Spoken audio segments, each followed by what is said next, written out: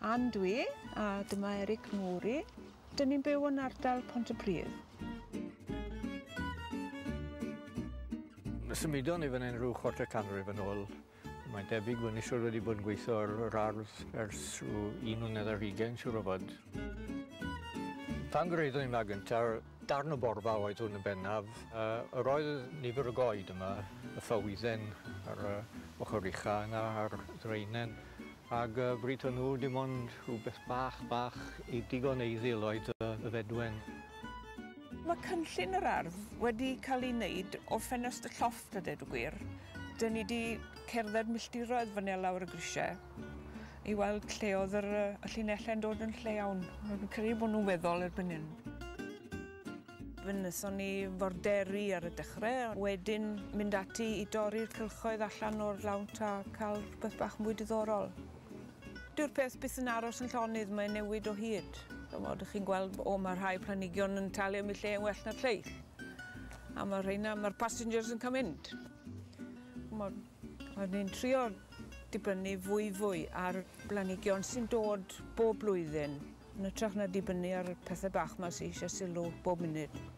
Ar hyn o bryd, mae pethau fel Aquilegia, a Penstemons, a Bysedd y Blaidd, a mathau yma bethau.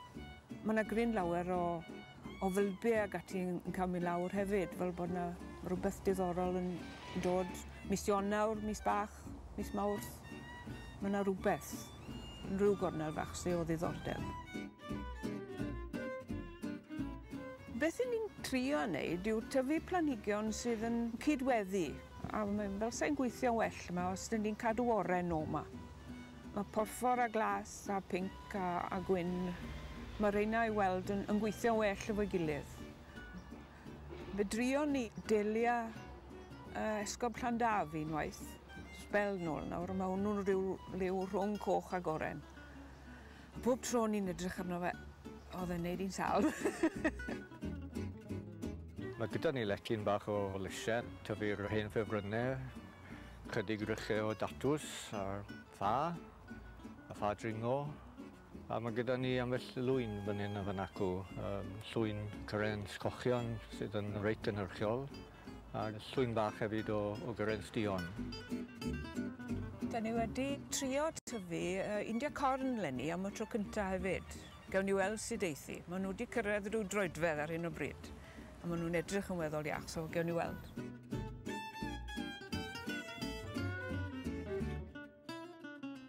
Mae'n braf cael dod mas am dro. Mae'n therapi a dweud y gwir. Fel cyn athro, yn dipyn o therapi yn y dyddiau hynny. Cael gwared lot o stêm. Ydy. Cael llawer o fwynhad o'r ardd. Just potsian. Byddai'n mwynhau potsian. Dyna di'n codi i arddio mewn ffordd. Dyna dyn ni di arfer efo. Oedd pawb gatre'n benna'n tyfu bwyd i ddechrau. A wedyn peth ymylol oedd y blodau, ond da ni wedi trio gwneud y ddau ochr yn ochr.